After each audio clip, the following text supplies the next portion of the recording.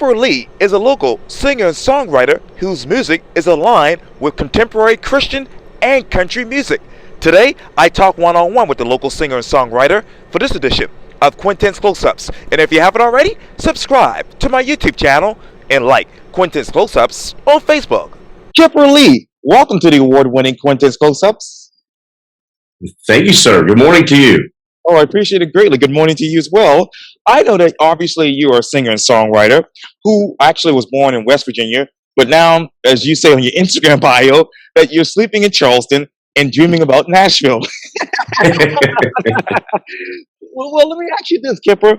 What were you dreaming about Nashville when you were sleeping in Charleston?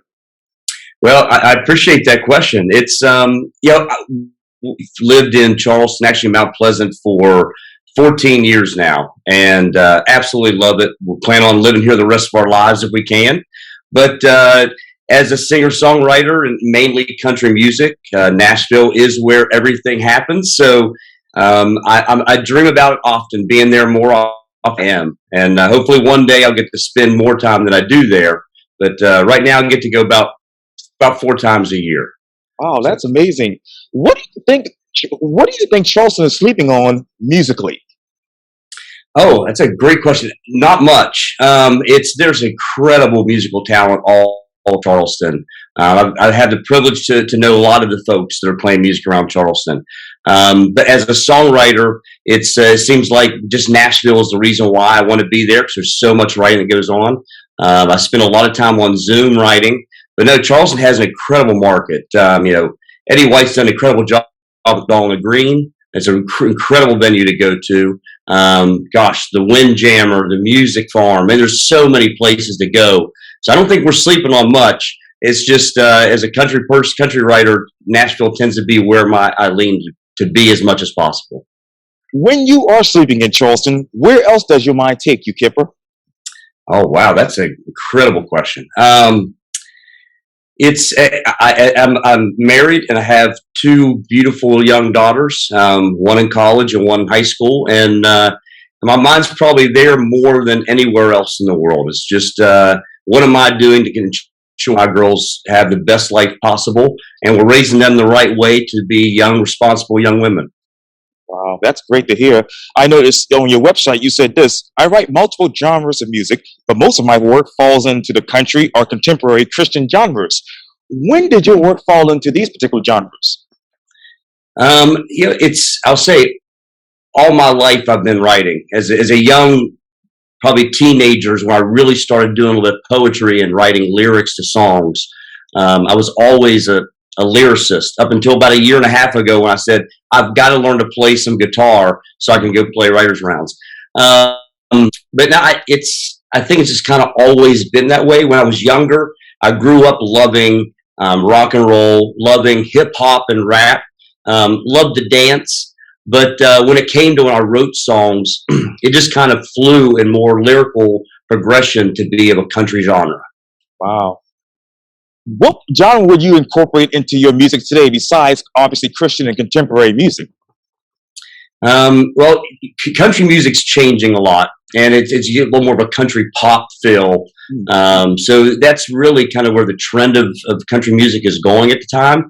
So I feel that that's kind of leaning in that direction, but I'm also a 90s country at heart type of person. So that's where I typically fall. Wow. That is amazing. And you said this too on your website. I love co-writing. Working with someone else helps me think bigger for songs. I want to find the best lyrics that evoke the biggest emotion while staying conversational. Who have you actually worked with recently that has allowed you to think bigger from a musical standpoint? Wow, that's a great question. I write with currently 20 different people probably. From all over the country, including outside the country. I have co-writers from Australia, co-writers from the UK, and it's every person you write with just brings something different. And the best part about co-writing, and I like to write with more than just one person. Maybe there's 3 of us on a write, because we're allowed to push each other, push the boundaries a little bit. It's easy to write just simple lyrics. But then we get to sit there and question each other and question the lyrics we're putting and how do we change them a little bit to maybe evoke a little more emotion in the words. What boundaries are you pushing right now from musically? So I think many times when I write like I said, it's that emotional part that really draws in a listener.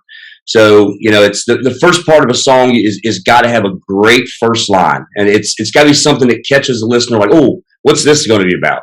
And a great title is always good. But I think the big part now is sometimes attacking songs that maybe are a little risky because of the emotional. It could be a very strong emotion. A lot of people has joked for years is, country music is really about loving and leaving, and that's where a lot of the songs do lie in. But it's how do we take that little concept and really attach a personal feeling. And sometimes you have to get vulnerable. Your co-writers have to get very vulnerable with situations in their life. And even writing a song like I co-write this evening, on that song, I guarantee we'll touch on emotions and thoughts from my life as a child or as a teenager, things that I've seen and grown up. So that's about pushing the boundaries is really what you try to do every single moment when you sit down and write. And what are you questioning when it comes to lyrics? Am I questioning lyrics? I think so I guess a lot of times when we write a song, so you come up and we talk about ideas. And I don't know about much about questioning in the lyrics, but it's when we sit down, the whole process is we just sit and talk about ideas we have for songs. And then once we kind of agree upon, I like this hook or this idea or title, then we sit and really dig into the details. What could that mean? Are there other possibilities? We could make a twist and make it mean something else. Sure. Does the title potentially have two different meanings that we can include in the same song? So that's what it comes down to is you start that process, and then you just start literally we do a Google Doc and we write down anything that pops in our head and just start building out ideas and let those ideas create the storyline. And then once we have that storyline, then what are the right words to fit? Of course, we like to rhyme. You've got to rhyme in the song. So how do we do it in a very conversational way that's also impactful for the listener just on that emotional standpoint? So, and this might be a silly, crazy question, but what are the typical storylines? Well, it's probably loving and drinking. No, but I'll say of all the songs we've written, we've written lately. So, one I've written by myself was really it's about losing a parent that had a drug addiction and that process of the drug addiction. Then I've written one about, of course, a spouse or a significant other cheating. Another one was about finding that person, that true love person that you've looked for all your life, and then wrote a song not long ago called "Chugging Along," which is about just hanging out with your buddies, having drinks. So again, that leaving and drinking is pretty much the concepts we write most of the time. Another big area that is important to me is, growing up, my grandfather was in World War II. My uncle was in Vietnam, and the military's always held a special place in my heart. And so we've written a couple songs, one about the troops, or a troop being back home and just struggling to make it in a world that really should be lifting them up and struggling to make it. And another one is about, hey, we've got so many troops out all over the world, not at home with their families. Is the title called "Bring Them Home." And there's so many different concepts and ideas, but those are probably the areas I steer in most times. Wow, that's just amazing. What lyric of yours actually evoked the biggest emotion from you once you've actually written them? Oh, wow. That's a great question. I'm trying to think. There's probably two. The first one is a title of a song called "No Mama," and that is about drug addiction and losing my mother years ago. So that was a very, very emotional song to write. It probably took me 5 years to write it, and just have the courage to sit down and be vulnerable with myself. But the beautiful part about it is writing is very cathartic. So it's an internal therapy that you actually get to provide yourself, and just putting things on paper, and doing it in kind of a fun and more, a fun way. It's enjoyable. So it's been that's probably one of the biggest ones. That's probably had the most emotion to write. Wow. I know you also said on the website, I love to write, I love to sing. Sometimes I will do the vocals in songs, but am happy to let a better singer take the lead on songs we have written together. What songs do you love to write with someone else? I write, just majority of my songs are written with other writers. So and I've had the privilege to write with some young artists. And one, a gentleman by the name of Andrew Mack. He's out of Nashville, has an incredible country voice, and just love hearing him sing. And he's actually releasing his debut EP in January, that I'm fortunate enough to be a co-writer on 2 of the songs with him. And another gentleman that actually originally came from Charleston, and I never met him until he was in Nashville, by the name of Josh Hewitt, and actually comes back and plays in Charleston a lot. So I've had the privilege to write with somebody like him, and just to, still love singing, but I'll play out on occasion for writers' rounds or open mics. But to write a song with somebody as talented as them, and have them have a chance to sing it and listen to it come from them, oh man, that's incredible. I'm going to get to that writer's round in just a second, but let me ask you, who is Kipper Lee on the vocals? Oh, wow. Well, you can hear I've got a little bit deeper voice. So it's, there aren't a whole lot of songs out there that my voice is on. It's a lot of the part of the writing too, at the end of it, is the production of it, and getting on that computer and making the production side of it. So I'm not very strong in that. Technologically, I'm not very savvy. So it's awesome also to have some great co-writers who have the production abilities. And when they're doing it, often they'll just go ahead and do the vocals on our work tapes. Wow, that's just amazing to hear. You said this too. Oh, well, let me ask you. When did you become better on the vocals? I don't know if I'd say better. I think over the years my voice isn't as strong as it used to be. Growing up and even through college and as a young adult, I loved karaoke bars. I loved going out and singing anywhere I could, in choir. I was in musicals when I was in high school, and even after college in the community. But I don't know that my voice has gotten stronger. It's probably gotten weaker over the years, and that's probably why I lean back a little bit and let some better vocals sing our stuff. Wow. On your website, you say, while a young lad, I love writing lyrics and poetry. Over time, I gave it up and lost most of my early writings. However, I never gave up my love for music. What is the biggest difference about poetry and lyrics today? Honestly, lyrics are poetry. It's just, I look at lyrics are poetry with music behind it. That's really what it is. So it's one and the same, but back then I didn't really know much about that. Wow. And I know later in life, as you mentioned, you got married to a beautiful woman and had 2 amazing daughters, as you just mentioned, and fell into the trap of life. Work, work, work, and tried to advance in order to make money and provide, quote, a better life, unquote, for my family. That focus took away from my passion. But then, let me ask you, what is the trap of music? So what's the trap of music? So I don't know about the trap of music, because for me in my life, like you said, I wrote when I was younger, never had big aspirations and dreams as a kid, like we always do, dreaming about where you like to be, and music was what I wanted to do. But then again, got in that whole focus or trap of life saying, you need this, you need to go to college, you need to go work and get a job. And I did that. And coming up from very, very humble, past, didn't grow up with a whole lot. I wanted more in life that way. I needed money to do it. And then I got married and just wanted to provide that better life for my family, things that I didn't have access to when I was a kid. And I just I loved music and just kind of did what I had to do. And then I will say, so having some incredible friends, many in the music industry, just kept pushing me. Like, dude, just go back and get into it. Do it. And I just having one kind of emotional day and had to sit down and write some things down to get through it. And that's what started the whole thing back into really saying, you know what, and like that, the trap of music is that excitement when I did that. I started writing down these ideas or thoughts in my head, and next thing you know, I'm writing a song. I'm writing lyrics to a song, and right then I was hooked again. I was absolutely hooked. Wow. What is the state of music, the music industry that is today? What's this? Well, I take the state of the music industry today is streaming.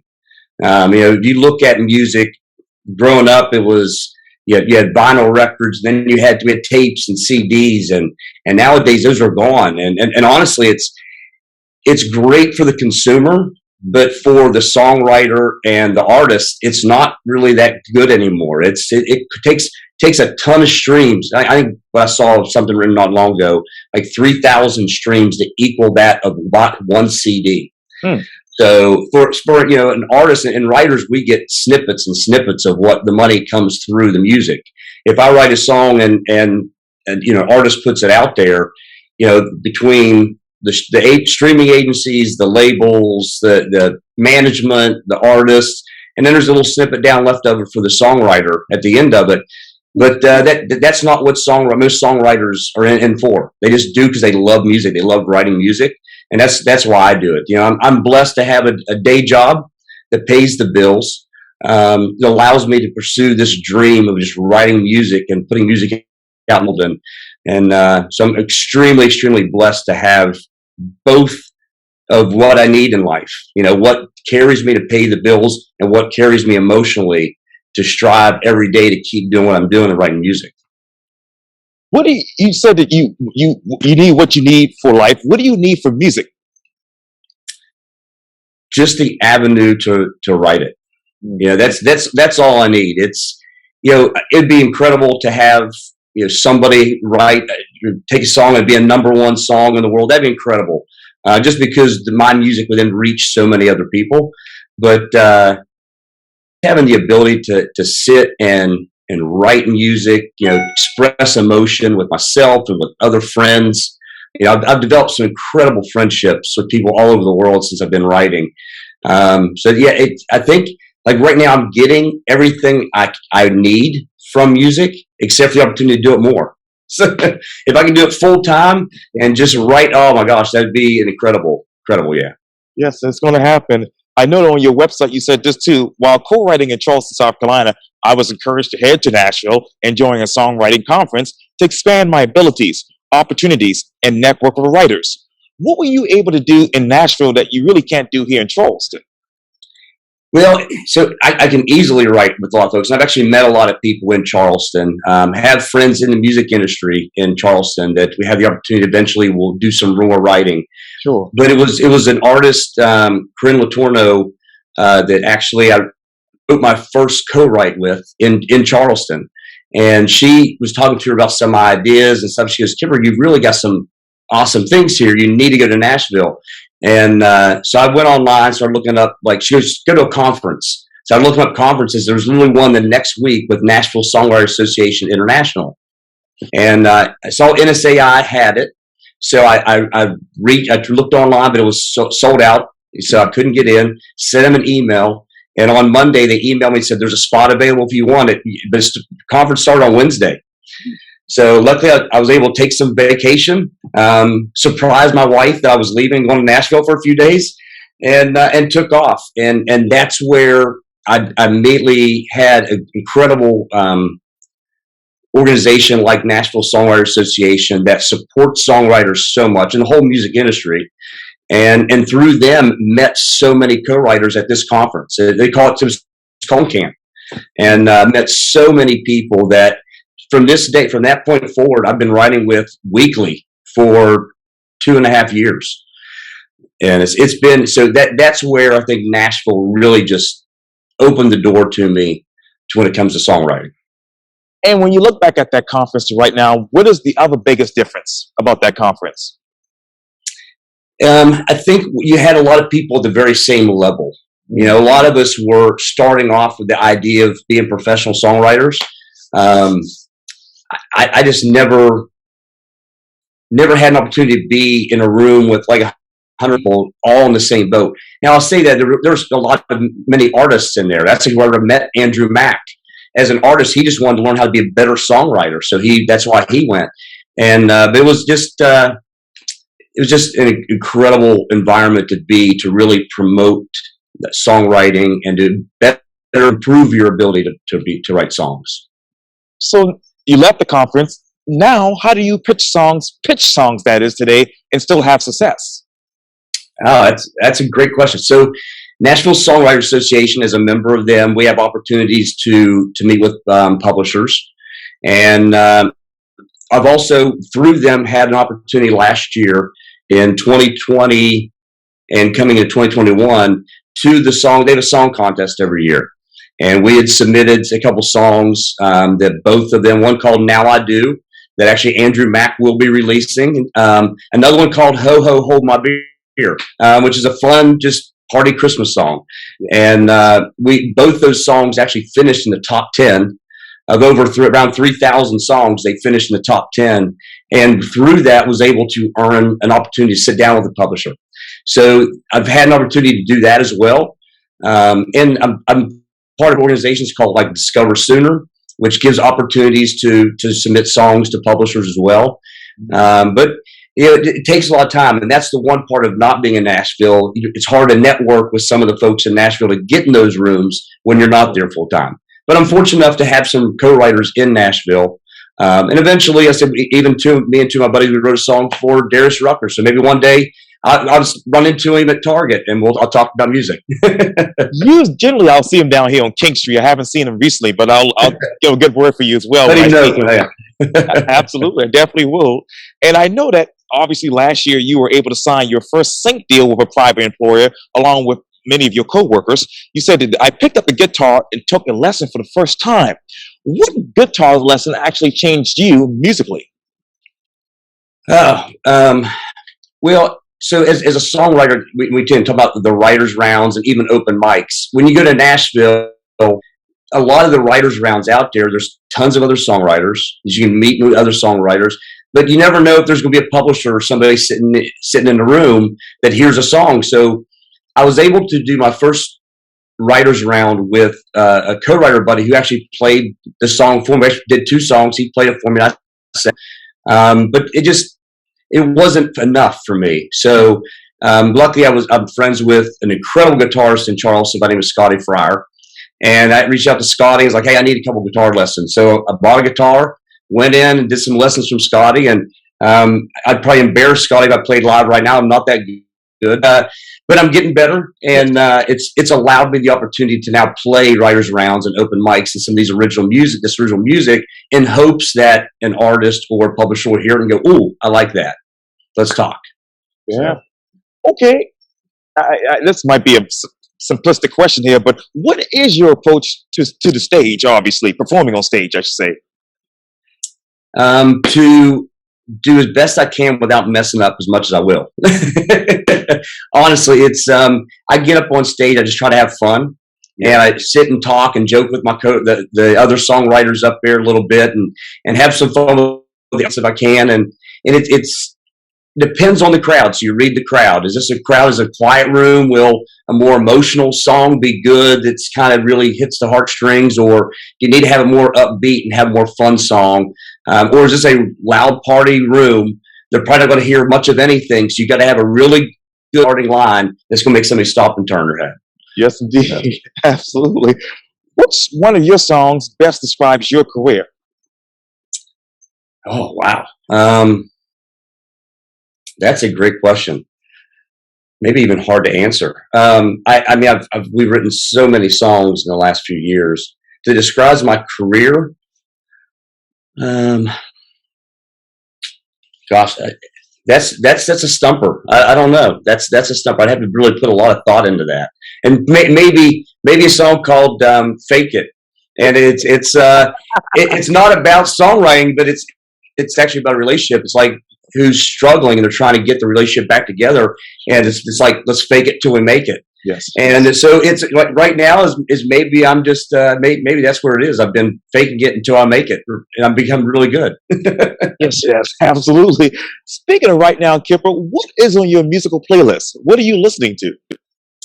Oh, I listen to everything. So it's my youngest daughter, I ride in the car with her, and she's got every type of music out there. She loves hip hop and R&B, and that's what I grew up on. So I love that. But I listen to, gosh, rock and roll, like classic rock, southern rock, country music. You name it, I've got it. I've got playlists with it on there. My iPod, or I guess I don't have iPod anymore. Right. On my iPhone, I've got every genre you can think of. Wow. So. Okay, which one of those artists resembles your music? It's another good question. I would say Elvis Presley won, just because I'm a huge Elvis fan. Grew up loving Elvis. But when you look on the countryside, it's probably a mixture of Blake Shelton meets Riley Green, which meets, it's which then back to the Joe Diffie and those days where it's such a mix of everything. And I try not to think about what type of song I want to write or how the melody gets in until we get into the song. Yeah. And then it just kind of comes, And sometimes it's through my co-writer who finds this melody that sounds really cool, and we just run with it. So it's a big mix. I mean, I'm being in Charleston for a long time. Hootie and the Blowfish are big influences. Oh, yes. I've listened to their music for a long time. So yeah, there's every genre out there. There's so many artists that kind of influence it. And most times we don't sit down with the idea of writing for an artist. Like I said, only the one time we have. But you kind of go with it, and there's so many influences. And plus my co-writers have other influences. So it's hard to really place certain people, and I guess, in my music. And speaking of your music, and let's talk about the future. What song title would describe your musical future? Wow, what a ride! It's I think that's maybe that's the title. Wow, or just what a ride. To think about where I went years and years ago when I was just writing down lyrics and stuff, just because that's what was on my mind and my heart, to the point to where I got a fire again, and I had some really incredible friends, musicians, and my family just supporting me, like, oh, have fun with it. Just have fun with it. And then immediately get that fire to where it led me to where I'm at now. And I'm sitting here talking to Quintin on camera. Like, never ever thought that, Kipper Lee would be sitting here talking to anybody about songwriting, and to where my first cuts, original cuts, are coming in January. I've talked to another artist who's probably going to cut another song later on in the year. So I'll have those first cuts, and to where it's going to lead to where I know I am going to have artists that I'm writing with, big name artists I will be sitting down writing with at some point. And I know that we'll have songs on the radio that I can sit back, or my kids can look and go, my dad helped write that song. Like, that's the ride. That's the ride. Yes, indeed. Absolutely. Absolutely. Well, Kipper Lee, thank you so much for your time. And again, welcome to the award-winning Quintin's Close-Ups. Thank you so much for your time, sir. I really appreciate it. Well, you're very welcome anytime. All right.